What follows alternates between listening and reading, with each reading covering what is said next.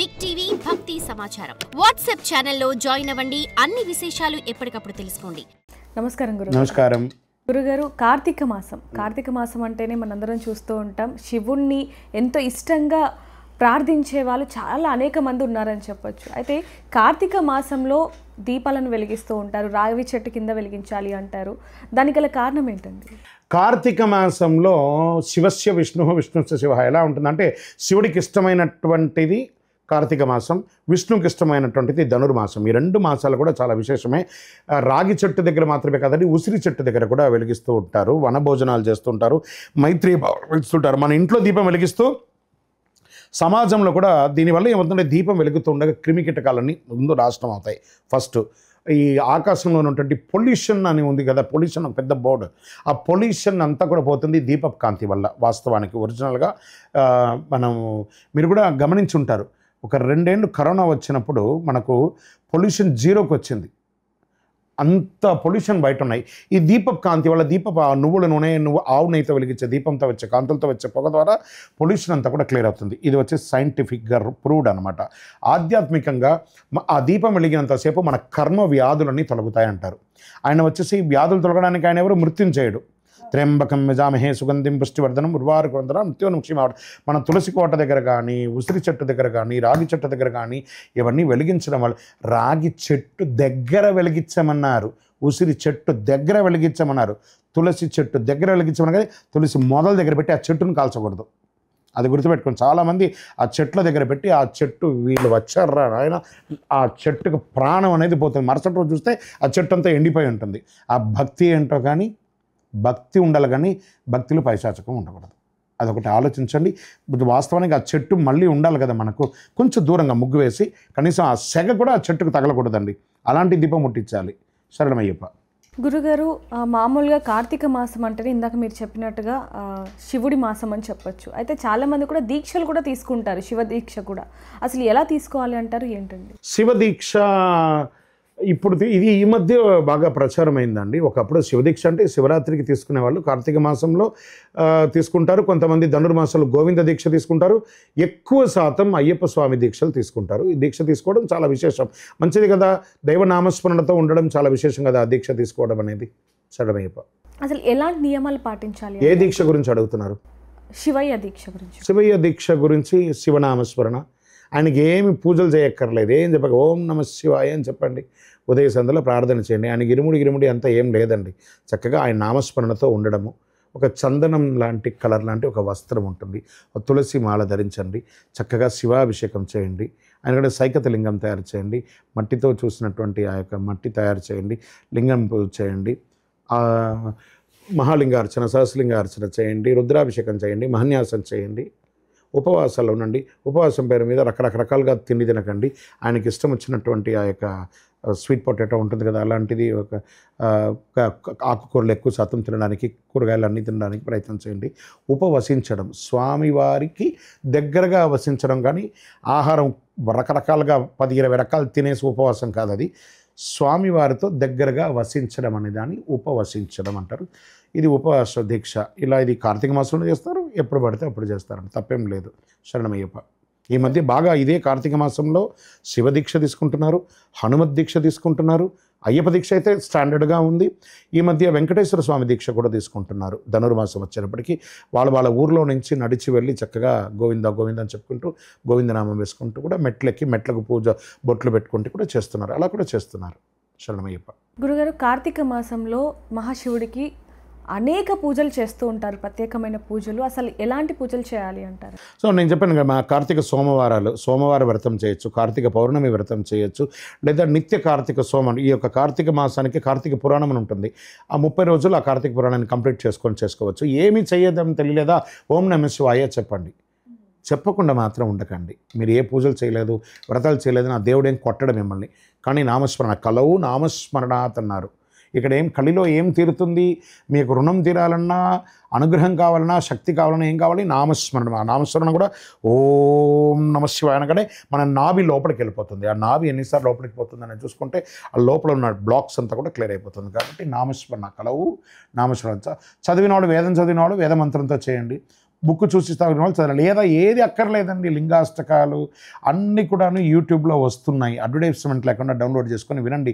ఆ శివుని యొక్క నామం వింటూనే ఉండండి. ప్రతి భక్తి ఛానల్తో మీ బిగ్ టీవీ భక్తి టేబుల్లో కూడా చెప్తున్నారు కదా, అలాంటి భక్తి పాటలు శ్లోకాలన్నీ వినండి.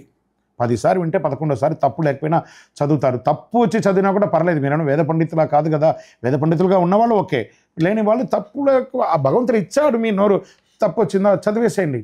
కానీ ఆ దేవుడిని కొట్టడు, అరే నువ్వు తప్పులు చదివారా నేను నిన్ను పనిష్మెంట్ ఇస్తాను. మనం స్కూల్లో లేదు, కాలేజీలో లేము, మనం పరీక్ష రాయడానికి. అలానే భక్తి వచ్చింది కదా, ఆ సమయంలో వేరే వేరే యావిగేషన్స్ లేకుండా దైవ భక్తితో ఉన్నాం కాబట్టి తప్పులేదు. శరణమయ్యప్ప. గురుగారు, కార్తీక మాసంలో బిల్వపత్రితో అభిషేకం చేస్తూ ఉంటారు. బిల్వపత్రికి శివుడికి ఉన్న త్రిదలం త్రిగుణాకారం త్రినేత్రం చతురాయుత్వం త్రిజన్మ పాప సంహారం ఏక బిల్వం శివార్పణం. ఆ యొక్క స్వామివారి ముక్కంటి వాడిలాగా త్రిదళం, అందుకని మారేడుకాయ, మారేడు పత్రం ఉండను. ఆ మారేడుకాయతో స్వామివారికి మీరు ఏది చేసినా చెప్పి ఒక చుక్క నీళ్లు, కొంచెం విభూది, కొంచెం మారేడు దళం చాలు, ఆయన ఆనందపడిపోతాడు. దీనికి ఎలా ఉంటుందంటే ఒక దొంగ, దీనికి ఒక చిన్న కథ కూడా ఉందండి వెనక. ఒక దొంగ అడవిలో వెళ్తూ ఉన్నాడు, రాత్రి అయిపోయింది, వాడు ఎక్కి దనదన ఒక ఏదో సౌండ్, వన్యమృగం సౌండ్ వస్తే చూసుకుంటూ మెట్లు ఎక్కేస్తాడు. గుచ్చుకుంటుంది వాడికి చెట్లో ఏదో ఒక ముళ్ళులా గుచ్చుకుంటాయి, ఆయన ఎక్కేస్తాడు ఆ మృగం దగ్గర నుంచి తప్పించుకోవడానికి. వెంటనే వాడికి టైం పాస్ కాలేదు. పొద్దున్నే చూస్తే వాడు చక్కగా ఆ చెట్లో ఉన్న ఆకులంతా ఒక్కొక్కటి తెంపి కింద వేస్తున్నాడు. పొద్దున వచ్చేసాడు, లేచి దిగి చూస్తే ఒక శివలింగం, పాడుబడ్డ శివలింగం ఉంది, వీడు వేసిన బిల్వం అంతా ఆ శివుడి మీద ఉంది. సో దాన్ని వాడు పెద్దగా పట్టించుకోలేదు. మరుసటి జన్మలో వాడు ఒక చక్రవర్తిగా మారి ఒక దేవాలయాన్ని నిర్మించినంత గొప్ప శక్తి కలడు. అంటే తెలియకుండా చేసిన దానికి అంత చక్రవర్తి సామ్రాజ్యం వచ్చినప్పుడు తెలిసి త్రిదళంతో కూడినటువంటి ఆ బిల్వదళంతో ఆ సర్వేశ్వరుడికి ఇస్తే ఎంత ఆనందపడిపోతాడు కదా. ప్రయత్నం చేయండి. శరణమయ్యప్ప. గురుగారు, కార్తీక మాసం అంటేనే మామూలుగా శివుడితే కాదు, అయ్యప్ప దీక్ష కూడా చాలామంది చేస్తూ ఉంటారు. అసలు అయ్యప్ప ఎప్పుడు పుట్టారు? సరే, అయ్యప్ప అని చెప్పగానే వెంటనే నాకు గూస్ బంప్స్ వస్తుంది. అయ్యప్ప అంటేనే అది అయ్యప్ప. అయ్యప్ప స్వామి అయ్యప్ప, అయ్యప్ప స్వామి అయ్యప్ప.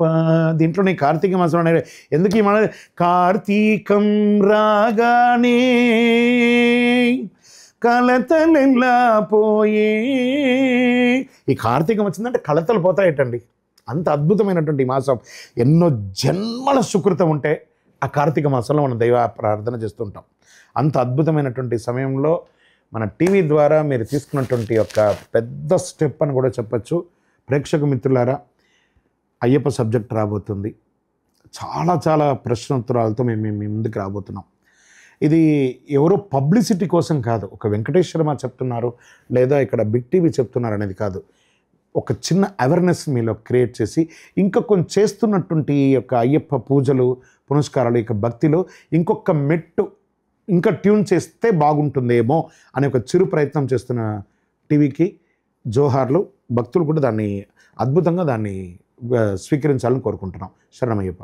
గురుగారు, మరి అయ్యప్ప విషయానికి వస్తే అయ్యప్ప అసలు ఎప్పుడు పుట్టారు, దానికి గల కారణం ఏంటి, ఎక్కడ పుట్టారు? అయ్యప్ప ఎప్పుడు పుట్టారు, ఎక్కడ పుట్టారు, ఆయన జన్మ వృత్తాంతం ఏంటంటే అయ్యప్ప అనే ఒక పేరు లేదండి. శివయ్య వెంకటప్పకు పుట్టారు కాబట్టి అయ్య అప్ప.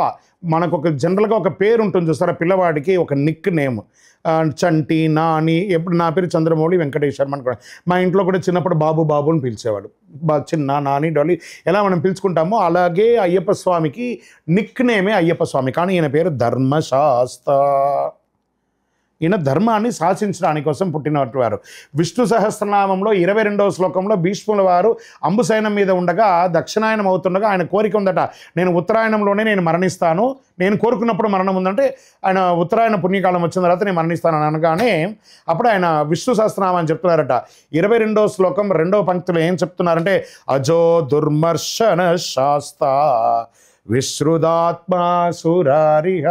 ఇది కలిలో పుట్టబోయే స్వామివారి గురించి భీష్ములు వారు చెప్పారు. కానీ ఇది ఎక్కడ చెప్పబడింది అంటే స్కంద పురాణంలో భూతనాథోపాఖ్యానంలో ఈ యొక్క శాస్త్రవారు ఎవరు అని చెప్పబడింది. యజుర్వేదంలో ఏం చెప్పబడిందంటే ధాత విధాత పరమోద సందక్ ప్రజాపతి పరమేష్టి విరాజా స్తోమ చందాగింసి నిహిదోమ ఆహురై తస్మై రాష్ట్రం అభిసన్నమామ అభ్యావర్ధత్వమేద శాకమయుగం శాస్తా అధిపతిర్వోస్తు వేద ప్రమాణంగా చెప్పబడిందంట. ఈ శాస్తా వారిని పూజించడం, శాస్తా వారిని ఎవరెవరు పూజించారు, ఏ కాలం నుంచి పూజించారు, ఎప్పటి నుంచి పూజించారంటే సాక్షాత్ పరశురాముడు వారి యొక్క తండ్రి అయినటువంటి జమదగ్ని వారి యొక్క భార్య అయినటువంటి ఆ అమ్మ కూడా శాస్త్ర ఉపాసకురాలట. అంటే అప్పటి కాలం నుంచి స్వామివారు ఉన్నారు. మరి ఈ పుట్టుక ఎలా అయ్యింది అని మీ యొక్క ప్రశ్న. శాస్త్ర అనేవారు ఎవరనేది నేను ఇప్పుడు చెప్పాను. ఈ పుట్టుక ఎలా అయ్యింది అని అంటే ఈయన వచ్చేసి ఒక రాక్షసులంతా కూడాను ఎప్పుడో తీసుకున్నటువంటి వరానికి ఒక వెంటనే ఆ దేవతలు కూడా ఒక క్రియేట్ రెడీ చేసేసుకుంటారు నెక్స్ట్ ఎంతని. ఆ రాక్షసి ఏం కోరుకుంటుందంటే నేను భూమిలో ఉండగా చనిపోకూడదు, నేను భూమికి, అది కూడా భూమిలో వచ్చిన కూడా 12 ఏళ్ల పసిబాలుడు వాడు కూడా 2 పురుషుల ద్వారా వచ్చినటువంటి పిల్లవాడితోనే పుట్టాలి. అలాంటి వాడు 12 ఏళ్ళు భూలోకంలో ఉండిన తర్వాత వాడితోనే మరణం అని చెప్పి ఆవిడ కోరుకున్నది. అది అయిపోయింది. దాని తర్వాత ఈ యొక్క అవతారాలంతా కూడా జరుగుతుంటుంది. ఈ యొక్క శాస్త్ర వారు మోహిని అవతారం ఉన్నటువంటి మహావిష్ణువుకిను పరమేశ్వరుడైనటువంటి శివుడికిని పుట్టారు. మహావిష్ణు మోహిని అవతారం తీసుకోవడం పలు రకాలుగా చూసాం.